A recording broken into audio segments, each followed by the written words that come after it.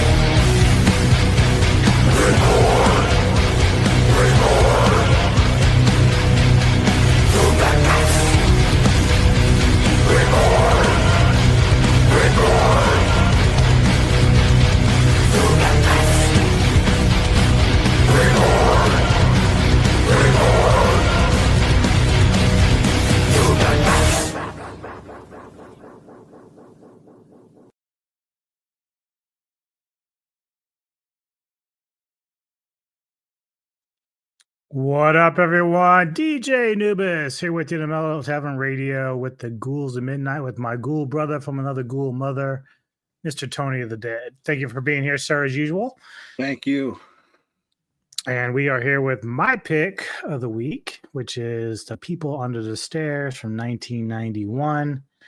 It is a comedy horror film written and directed by Wes Craven, starring Brandon Adams, Everett McGill, Wendy Roby, AJ Langer, and Ving Rhames.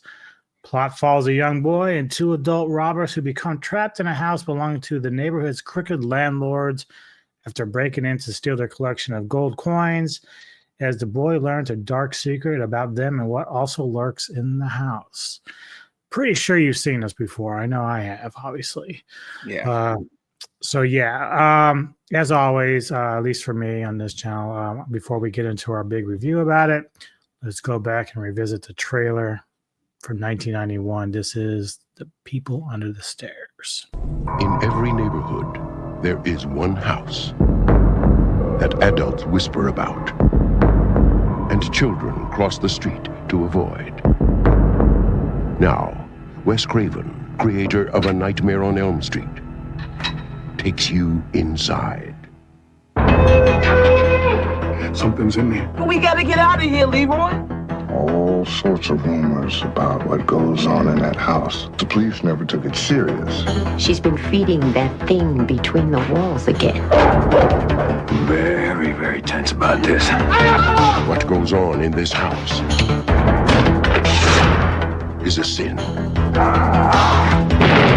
But what goes on under the stairs is a nightmare.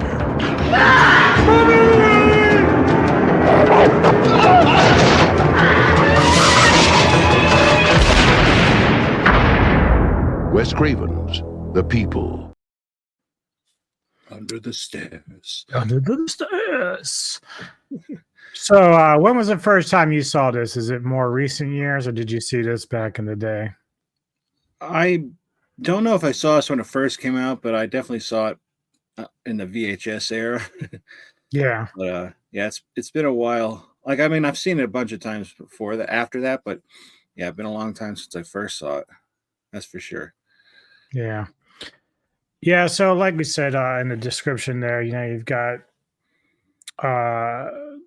some, people that are living pretty much in the ghetto, and there's these two married couple, Robinsons, played by Everett McGill and Wendy Roby, who are the landlords, and they're trying to force their tenants out because by not fixing things and raising the rent and everything. So it's just a very impoverished neighborhood, and while these two are pretty much sitting and living a high life basically in their house, but obviously Brandon Adams, who plays the young boy there, Ving Rhames, I think is Rhames even related to him, or is he just like the boyfriend of his mother? I can't remember. They don't really say. He's just kind of I don't know if he's a boyfriend or if he's just like a guy that like comes around. Yeah, kind of like this neighborhood dude. But yeah, the Ving Rhames, and then he has another guy they're basically thieves, and they kind of just go around like finding places to break into and take money. And they understood that the Robinsons might have like gold or something else hidden in their house. So in order to get there, the other guy that's working with Rhames wants to pose as like a electrician or the gas electric guy to check in. But prior to that, Rhames's character, Leroy, tells Fool, which is played by Adams, to go and pose as like a Boy Scout trying to sell cookies. And of course, Roby, who plays Mrs. Robinson, or his woman or mommy, excellently played, by the way. Those two are just fucking nuts. And McGill, if you had never seen him in Silver Bullet, is fucking amazing. But so basically, she's like very nervous around black people and doesn't want anything to do with them. So she's like quickly closing the door, telling the kid to go away and whatnot. But his purpose was to kind of like get in and scout the place, but he couldn't get in far enough. So that's where Leroy's partner comes in, and he gets in there because posing as that electrician guy, and gets in there. But then we never see him again as Mrs. Robinson comes out and drives away. So then Leroy and Fool are like, what's going on? She didn't leave him in there. There's no way she's going to leave him in there. Yeah.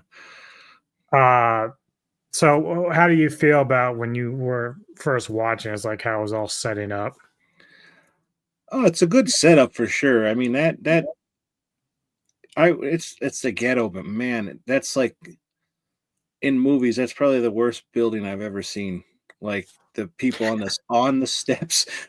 Forget the people under the stairs. The people on the stairs were very dangerous people, but they're all like talking to the kid, and he's just like it's normal. And that's sad that's a normal thing. And the the fact that these two people own all these properties and just letting it go like this, like first off, it's not legal, but like they own everything, so it's like nobody's gonna stop them, I guess. But like, because I guess that their family's been doing this for generations. It used to be a funeral home and whatever. Yeah. But yeah, it's a really interesting setup. Like we're gonna take back, they've been getting away with this shit for too long. We're gonna rob them, and they don't know what they're getting into. So it's a good setup. Yeah, you would think initially if you knew nothing of the movie or had never seen it, you're going and thinking, oh wow, this is, you kind of look at it like, oh well, they're breaking in, so they're going to be almost like Don't Breathe. You got people breaking into the house thinking they're going to be the ones that are going to be the agitators and the ones doing all the harm, but Yeah. we find out that the ones breaking in are the ones that are really in trouble. So eventually Leroy and Fool get in the house, and then automatically like they trigger something where it just locks them in. Like there's bars on the windows, it's soundproof, the windows are, and then of course there's like these big metal doors that cover over the regular door. Like it's almost like a what do you call them, the escape house or escape room. Just traps you in there and you can't get out because there's a switchboard, but they don't know about that. Yeah. But they start looking around. They're trying to find where this gold is kept. Somehow they've gotten the knowledge that it exists, that it's there.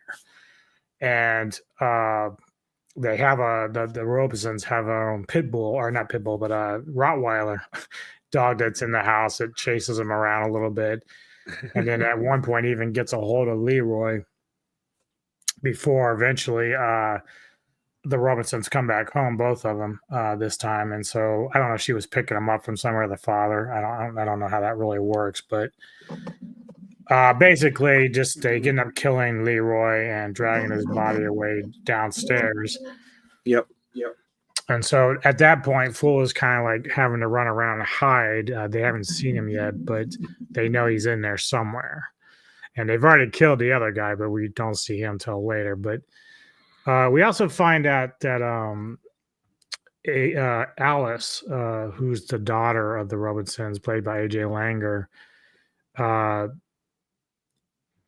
Fool ends up coming across her, and she's clearly abused. Like we see this different moments. In fact, we kind of learn at some point where the girl's eating dinner, and instead of really eating it all, we see her kind of feeding somebody who's within the walls, like coming through the grates, and like their hands all got long nails and kind of creepy. You're sitting there going, oh fuck, what are we doing with here?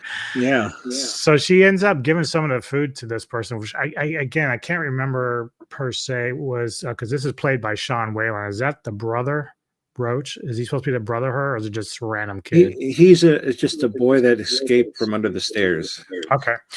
But clearly Alice has a friendship with Roach, and played by Whalen, who's an excellent actor, by the way. Oh yeah. And I read that initially, that role was supposed to maybe go to Hilary Swank, which I can't see. But Craven had said it could have been a girl or boy playing that role, but I think I actually like Whalen a lot more as far as my vision. So he seems to fit it pretty well, and he did a great job. Yeah, I agree. But Alice is feeding them. Now, obviously, the Robinsons know that Roach is in the walls, and they already have knowledge that somebody's in the walls. So, but they get mad at Alice because, at first her fork's on the floor because maybe Roach was using it to eat or whatever. But Alice gets it, gives her to her, but her mom knows better. She's like, I know what you've been doing. You've been feeding that thing in the wall. Yep. And of course, Daddy shows up, which is McGill, and he's so good in a role. Just so cold, and like, he goes, bad girls need a whipping or something. So he gets his belt ready, and I'm just like, oh my God, like this is just horrible circumstances for this girl. And they're like supposedly super religious too. Like, do not speak, do not hear. Like, but yet they're like no better. Like they're the ones cursing and all that stuff. Well, it's worse because I've seen this film like 2 or 3 times. This is probably like the 4th time I've seen this. And I just caught it that she was also molested. by Miguel's character.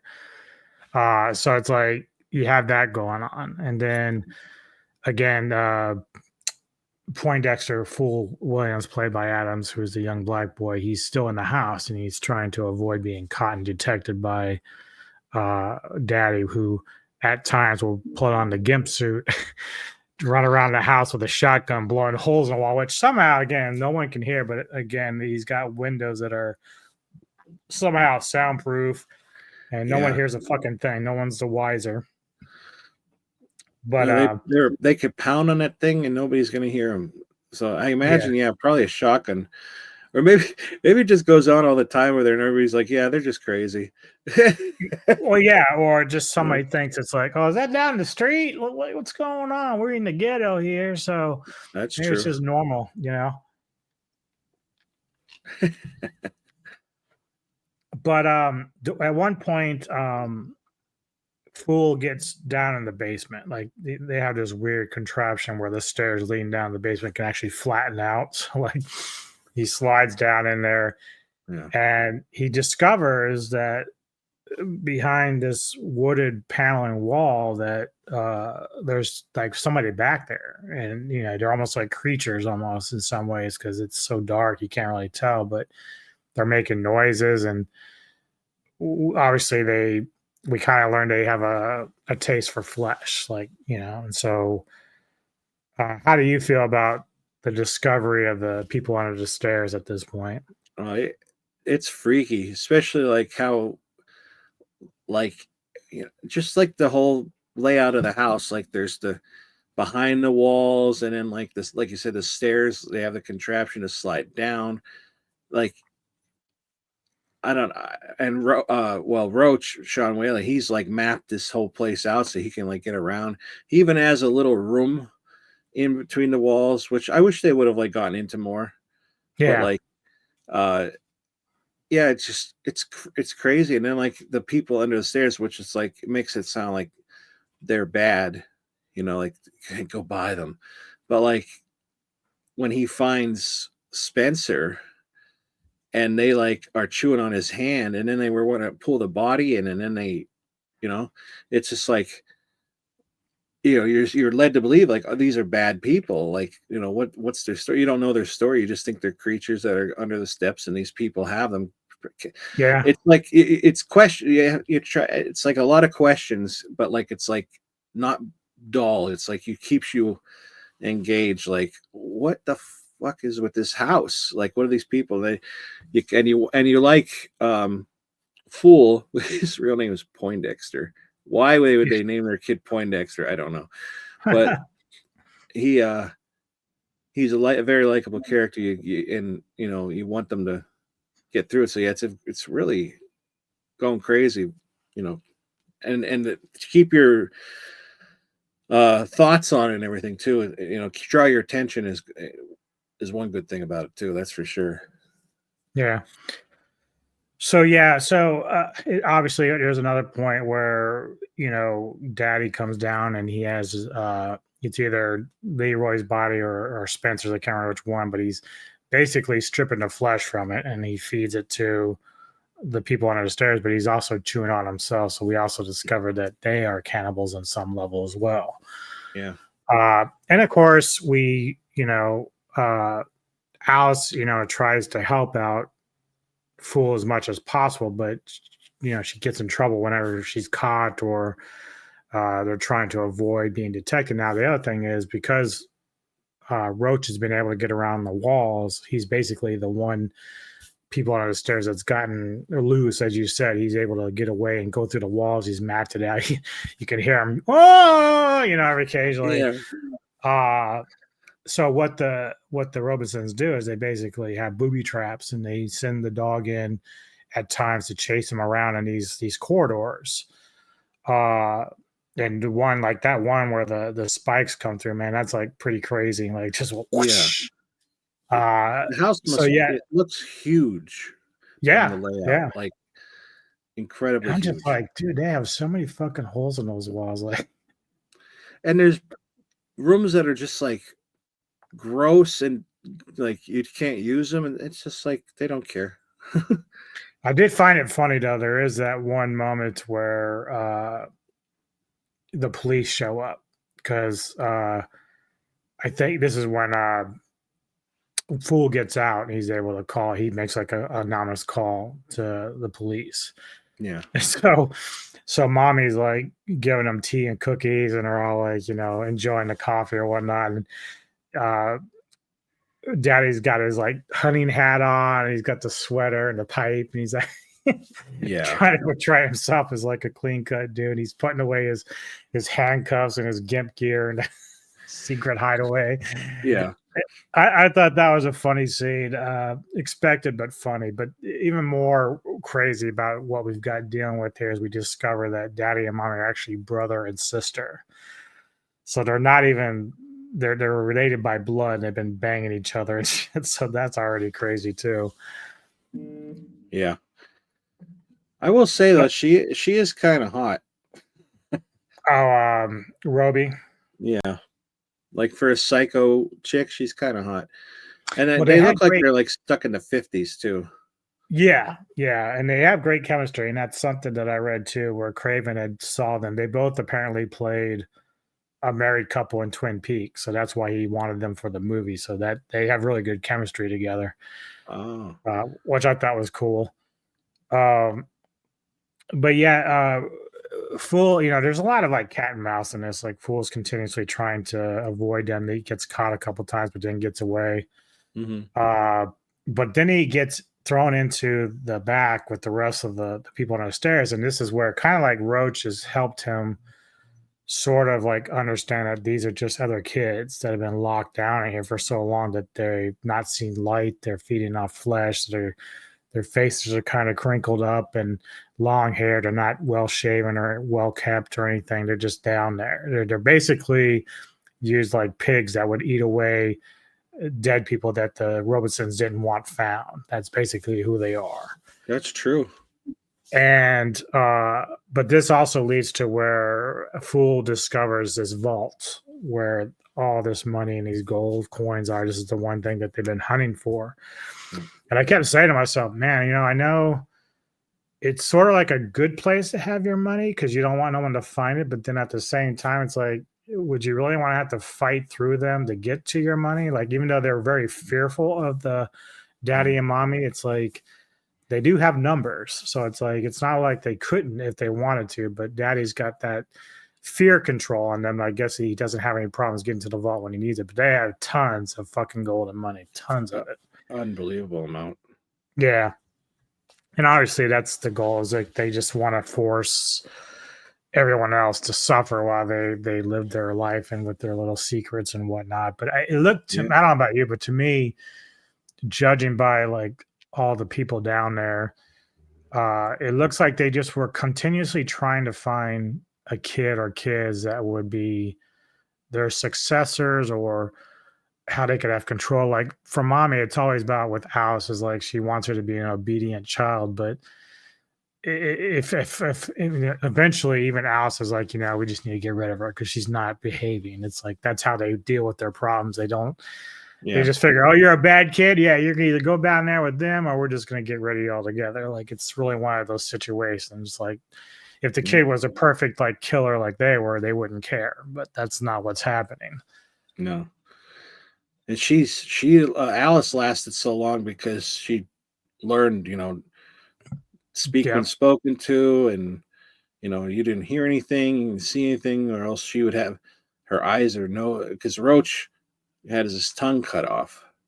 Yeah. And that's the thing too, is like there's one scene I know that Roby was in an interview. I didn't get a chance to look at it, and I should have probably got it for here, but she was explaining the one scene that I thought was terrifying was when she's putting Alice in a scalding bath. Like, I'm like, holy fuck. Yeah. And she's just like, scrubbing her really hard. And it's like, because she made Alice clean up the blood from Leroy when they killed him. And he's like, clean up this mess. And of course, she's getting blood all over the dress, which then leads mommy like, I just made this dress for it. So it's like you're twisting it around. You made her jump into the blood to clean it up, and now you're yelling at her for getting blood on the dress.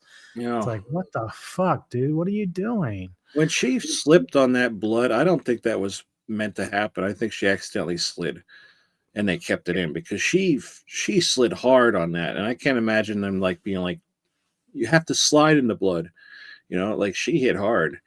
And Yeah. then like, it was like a real moment. She might have been in pain. That's why she's crying. So it was I never saw Mommy Dearest. I've only seen that scene with the All coat right. hanger, but that's like kind of reminded me of that, like the way she was. I don't know, like very evil. It's like it's it, but yet she's like, oh, it's my not my girl. You're not going to hurt my girl. But it's like at the same time, she hates her. It's really weird. And Yeah, I like you love your mother? Yes. that. Yeah, right. They know they don't. They always laugh because like the people under the stairs, of course, like I said, they're unkept. They have long hair and stuff like that. Make a great band photo right there. I honestly always thought the main one looks like a Kurt Cobain. I was thinking more of Sebastian Bach from Skid Row. That was the first thing that popped in my head. I could see that too. Yeah, yeah.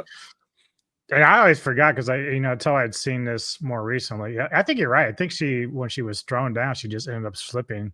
Yeah.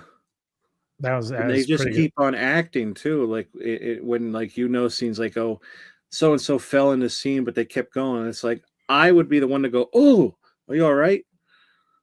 good. Well, yeah. So part of you wonders like if Craven had even stopped and say, "Hey, are you okay?" But like the way it's shot doesn't look like they edited it at all. They just kept going, which is pretty good. And he probably did stop it at some point to check on her, but he's like, "Yeah, we're gonna keep that in because that was actually legit." Yeah. As long as you're fine, you're not hurt. We're good. If not, if that was just like she meant to do that, like that was really good. Convinced me. Right. Yeah. So again, like it's a lot of cat and mouse in this. There is one moment where towards the end, like the people under the stairs, because we do lose Roach at some point. He's basically takes a shot from the shotgun trying to save Fool and Alice and everything, so he doesn't make it, but he does point to ways that they can get out of the house. And but he does get some help also from the other people in the stairs, even though they can't really talk either. It looks like they all had their tongues cut out, I'm assuming, because they can't really speak. Yeah. So yeah, they end up like basically eventually that moment you saw where mommy's pulling the knife on Alice. Yeah.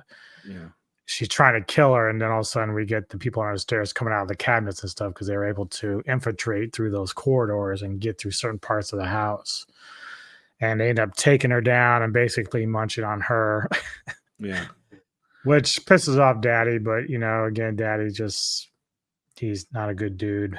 No. Anyway, so how did you like how it was all playing out towards the end? Oh, that ending with them all coming out of the steps is awesome.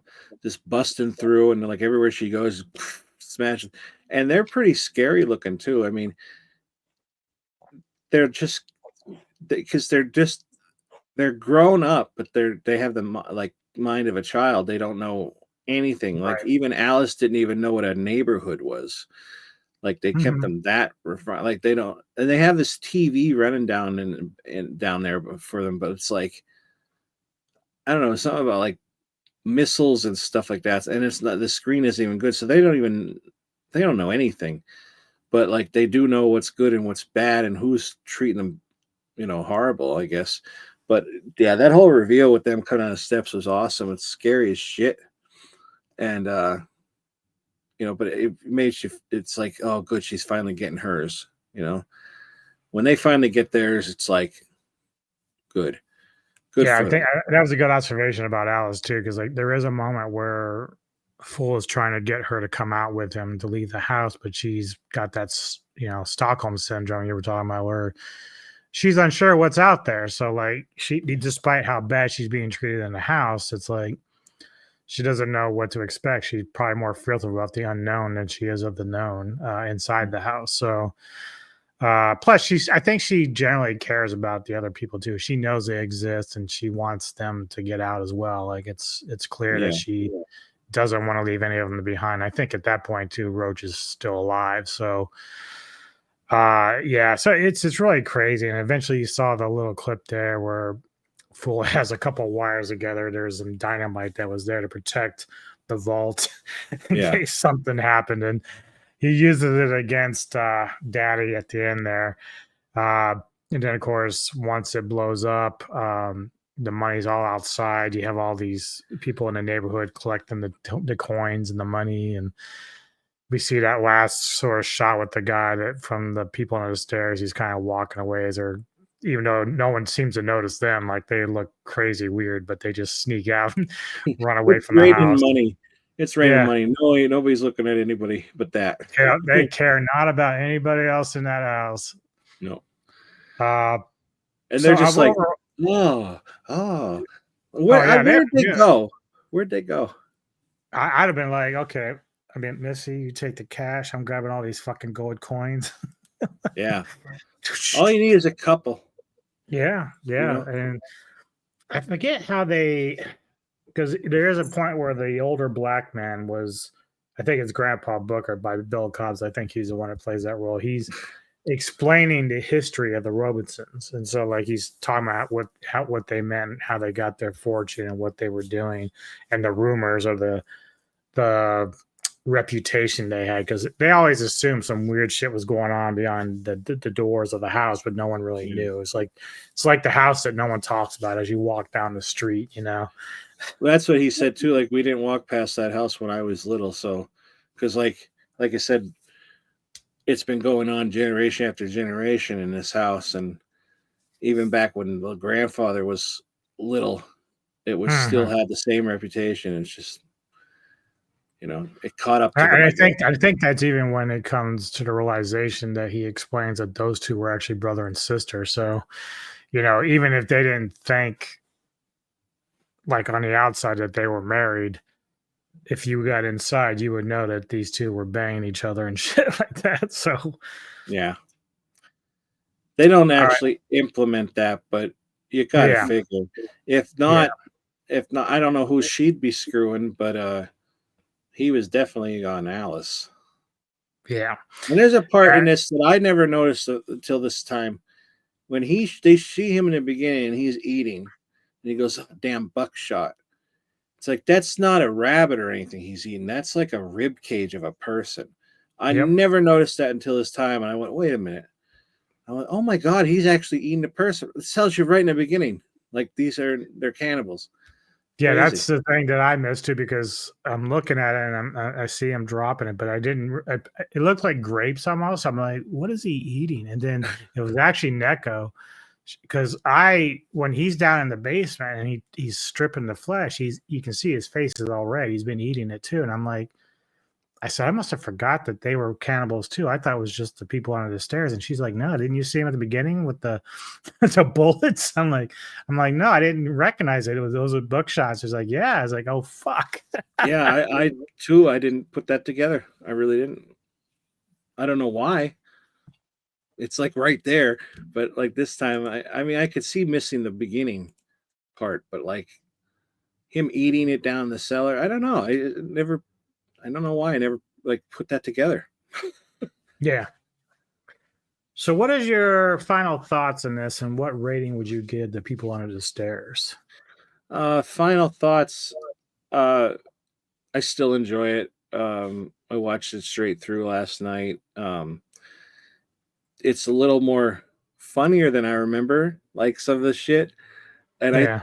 oh, there's a truck driving by, and I think it's meant to do that in a way, like because this is almost like a fun house. It's not like it's fun things happening inside of it, but the way, like even like Roach, like the dog's chasing after him, and he like pulls the lever, and the dog slides down, and things like, ooh, and Yeah. like, what is that? It's like funny, but it's not funny, But yeah, I still like the movie. I own it. I would watch it again. Um, Maybe there's other things I'll catch next time that I don't see this time too. But Yeah, I think it's fantastic. The only thing I wish I never noticed this too is that Roach isn't really in it that long. Hmm. He's like kind of the first part of the movie, and I remember him being in it for way more. So I kind of wish he was in it a lot longer because he's such a great character. He almost looks like Bruce Campbell in a way with the Yeah. and like it's a saw on his back and stuff. I wish we could have explored his world a little more, but other than that, I'd probably give this probably like a 9 out of 10. I would say 10, but I think there's some things that just like left unanswered a little bit. Not really like terrible things, but like why did Spencer get so scared of them that he turned white and died? Well, Yeah. Yeah. while the boy like didn't, or like it's just it. I'd like to know why Spencer was such a pussy. But anyway, yeah, 9 out of 10. I think it's a great movie, very rewatchable, and still I Yeah. think it's still good to watch nowadays, even though it's so old now. Yeah. The thing is, like, the acting is really great. Yeah. Everyone does well. Craven's always been a legend with the shit he's done.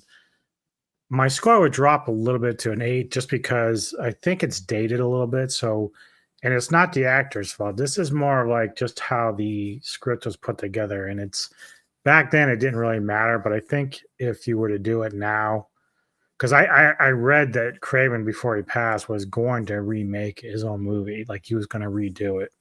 Oh wow. And that probably isn't a bad idea because if this movie is a little more polished than it is, it would probably be really exceptional. And I think that, Oh yeah.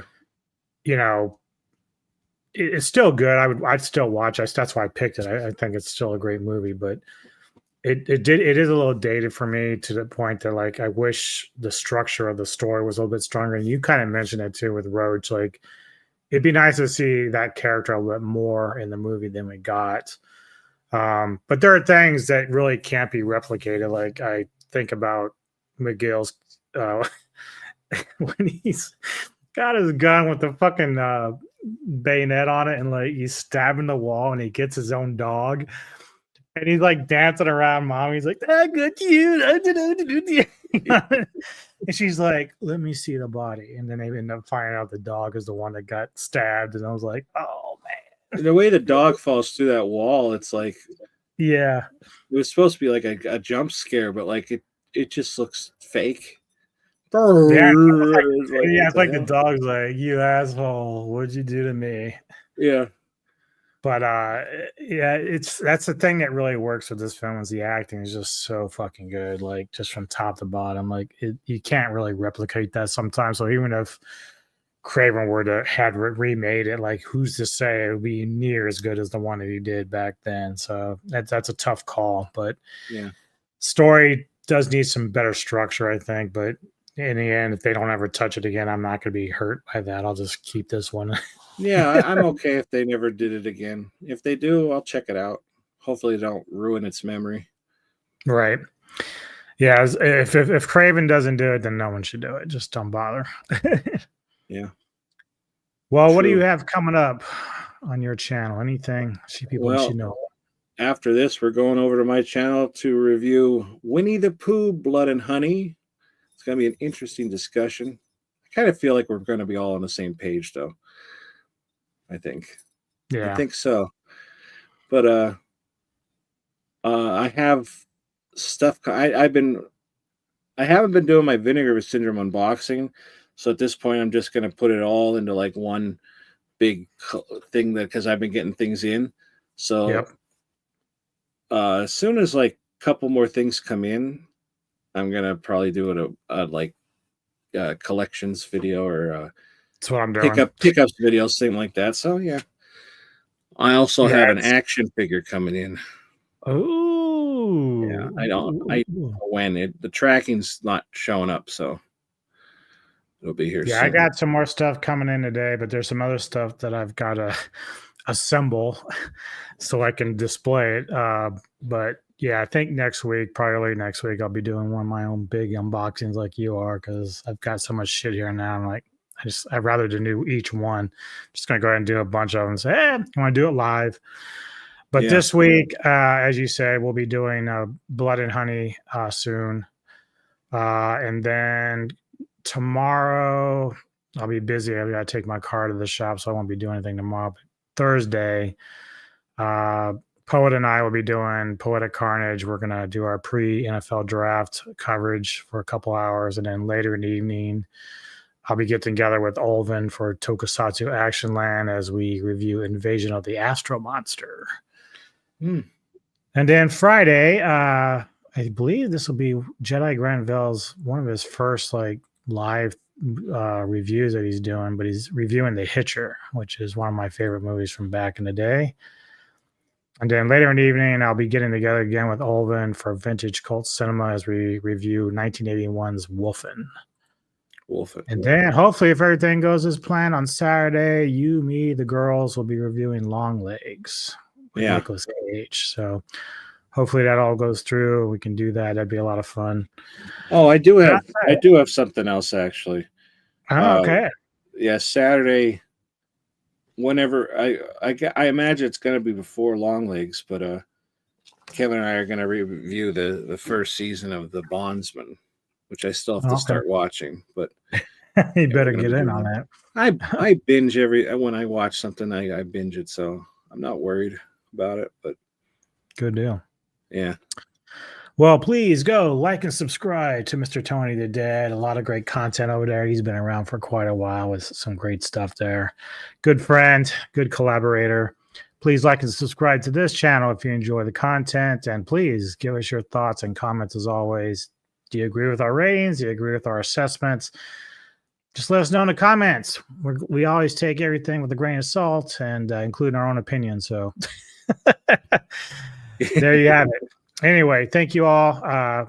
Again, thanks for the support for both channels. Thanks for the support. And we'll see you next time on the Metal Time Radio podcast.